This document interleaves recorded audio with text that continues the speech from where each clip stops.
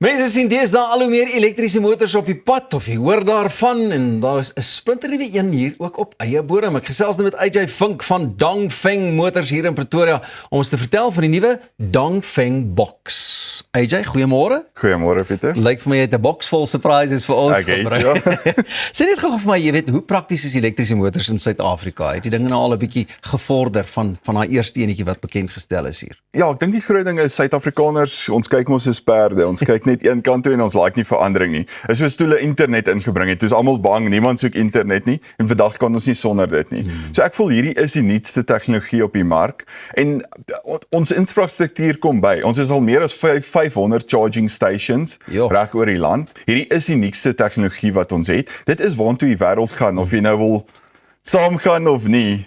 Dit is waartoe dit gaan. So ek voel ons Suid-Afrika is reg. Ek dink mense is nou so nuuskierig om te sien hoe lyk hierdie ouetjie en jy het vir ons ook een van hierdie fancy Dongfeng boxes saamgebring. Wie sal tipies hierdie kar bestuur?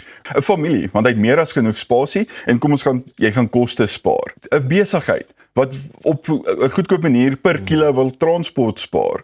Ek voel iemand wat afgetree het, hulle het 'n lomsom, hulle wil 'n kar koop. Nou koop hulle 'n karretjie, low maintenance, hy kos hulle amper niks 'n maand nie. Hy kos hulle niks om rond te ry nie. E-hauling iets soos Uber, Bolt, want ook weer per kilo koste.